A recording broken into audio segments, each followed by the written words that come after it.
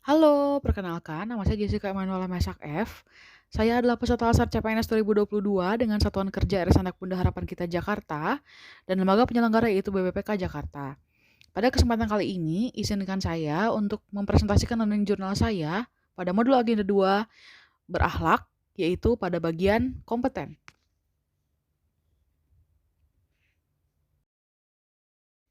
Situasi dunia saat ini dengan cirinya yang disebut dengan VUCA world, yaitu dunia yang penuh gejolak atau volatility, disertai dengan penuh ketidakpastian atau uncertainty.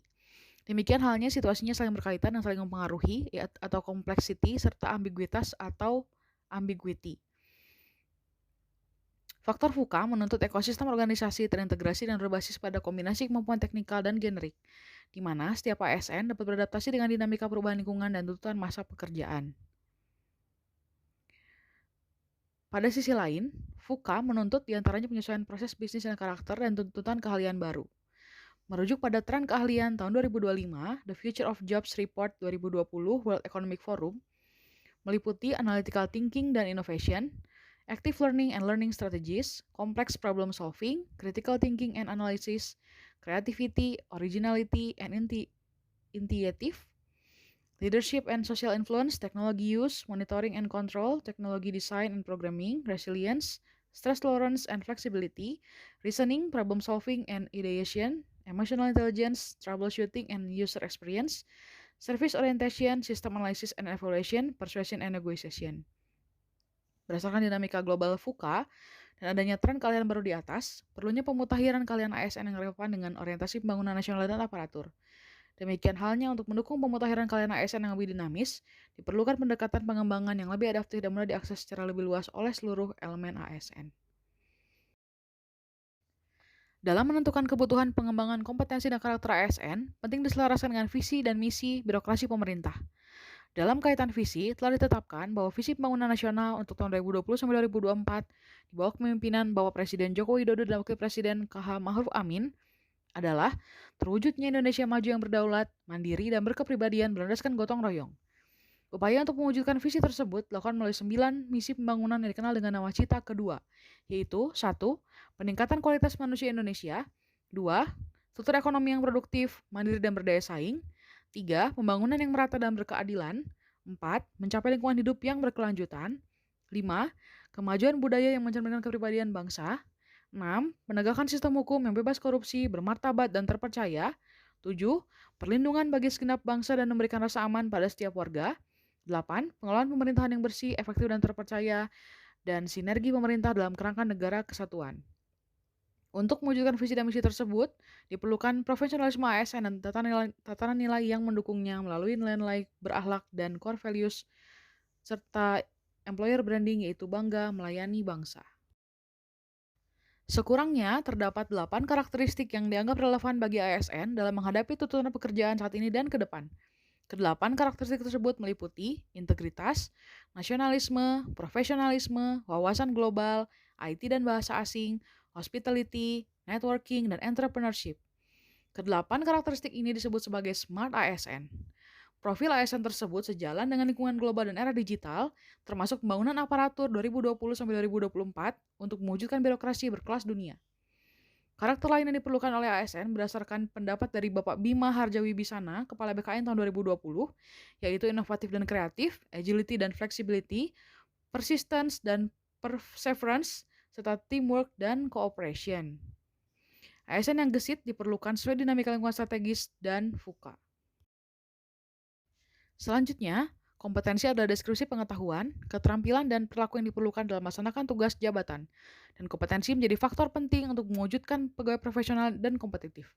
Dalam hal ini, ASN sebagai profesi memiliki kewajiban mengelola dan mengembangkan kompetensi dirinya, termasuk mewujudkannya dalam kinerja.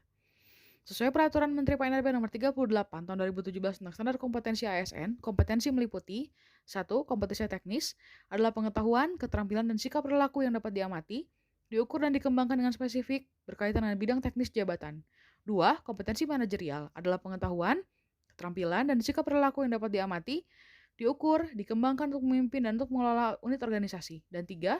Kompetensi sosial kultural adalah pengetahuan, keterampilan, dan sikap perilaku yang dapat diamati, Diukur dan dikembangkan terkait dengan pengalaman berinteraksi dengan masyarakat majemuk dalam hal agama, suku dan budaya, perilaku, wawasan kebangsaan, etika, nilai-nilai moral, emosi dan prinsip yang harus dipenuhi setiap pemegang jabatan untuk memperoleh hasil kerja sesuai dengan peran fungsi dan jabatan. Berdasarkan Peraturan Pemerintah Nomor 11 Tahun 2017, Pasal 210 sampai dengan Pasal 212, pengembangan kompetensi dapat dilaksanakan sebagai berikut. 1. Mandiri oleh internal instansi pemerintah yang bersangkutan. 2. Bersama dengan instansi pemerintah lain yang memiliki akreditasi untuk melaksanakan pengembangan kompetensi tertentu. 3. Bersama dengan lembaga pengembangan kompetensi yang independen. Sementara itu, dalam pengembangan kompetensi untuk jabatan fungsional, sebagaimana dimaksud dalam pasal 215 peraturan yang sama, diatur sebagai berikut. 1. Pelaksanaan pengembangan kompetensi fungsional dilakukan melalui jalur pelatihan. 2. Pelatihan fungsional dilaksanakan untuk mencapai persyaratan standar kompetensi, jabatan, dan pengembangan karir. 3. Pengembangan kompetensi fungsional dilaksanakan untuk mencapai persyaratan kompetensi yang sesuai dengan jenis dan jafung masing-masing. 4. Jenis dan jenjang pengembangan kompetensi fungsional ditetapkan oleh instansi pembina jabatan fungsional. Dan 5. Pelatihan fungsional diselenggarakan oleh lembaga pelatihan terakreditasi. Salah satu kebijakan penting dengan berlakunya Undang-Undang Nomor 5 Tahun 2014 tentang ASN adalah adanya hak pengembangan pegawai sekurang-kurangnya 20 jam pelajaran bagi PNS dan 24 jam maksimal bagi pegawai P3K, dan kebijakan ini tentu saja relevan terutama dalam menghadapi dinamika lingkungan yang global dan kemajuan teknologi informasi yang berubah dengan sangat cepat sehingga kemutakhiran kompetensi ASN menjadi sangat penting. Ada 3 hal penting untuk menjadi seorang ASN yang kompeten, yaitu memiliki sikap learn, unlearn, dan relearn. Pertama, learn dimaksudkan bahwa sejak dini atau sejak keberadaan di dunia, kita dituntut untuk terus belajar sepanjang hayat. Lalu unlearn diperlukan sebagai proses menyesuaikan atau meninggalkan pengetahuan dan keahlian lama kita dengan pengetahuan yang baru atau dengan keahlian yang baru. Relearn adalah proses membuka diri dan perspektif baru dalam mengakuisisi pengetahuan dan keahlian baru. Apa yang harus diperbuat terkait dengan learn, unlearn, dan relearn ini? Learn, biasakan belajar hal yang baru. Proses belajar ini dilakukan dimanapun, dalam peran apapun, sudah barang tentu termasuk di tempat pekerjaannya masing-masing. Dalam proses unlearn, kita harus melupakan atau meninggalkan apa yang telah diketahui, berupa pengetahuan atau keahlian. Dan ketika kita melakukan relearn, kita benar-benar menerima fakta yang baru. Ada 3 kode etik berlaku terkait kompeten. Yang pertama, meningkatkan kompetensi diri untuk menjawab tantangan yang selalu berubah. 2. Membantu orang lain belajar. Dan yang ketiga, melaksanakan tugas dengan kualitas terbaik. Meningkatkan kompetensi diri atau menjadi ASN pembelajar, sikap-sikap yang harus kita lakukan yaitu yang pertama, aktif belajar sesuai kebutuhannya. Yang kedua, belajar sambil melakukan. 3. Belajar sebagai penyangga tuntutan keadaan lingkungan yang dinamis. 4. Mempromosikan konstruksi pengetahuan termasuk berbagi perspektif. 5. Mendukung kolaborasi, percakapan, dan dialog termasuk melakukan penyidikan dan pemecahan masalah. 6. Melakukan konektivitas dalam basis online network.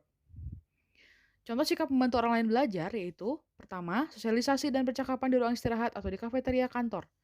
2. Perilaku berbagi pengetahuan bagi ASN pembelajar yang yaitu aktif dalam pasar pengetahuan atau forum terbuka, knowledge fairs and open forums. 3. Aktif untuk akses dan transfer pengetahuan atau knowledge access and transfer dalam bentuk pengembangan jejaring ahli, pendokumentasian pengalaman, dan mencatat pengetahuan bersumber dari refleksi pengalaman atau lesson learned. Contoh melakukan kinerja terbaik, yaitu pengetahuan menjadi karya. Sejalan dengan kecenderungan setiap organisasi, baik instansi maupun swasta, bersifat dinamis dan berkembang melalui berbagai perubahan lingkungan dan karya manusia. 2. Pentingnya berkarya, terbaik dalam pekerjaan selayaknya tidak dilepaskan dari apa yang menjadi terpenting dalam hidup seseorang. Terima kasih, mari menjadi ASN pembelajar dan ASN kompeten. Bangga melayani bangsa.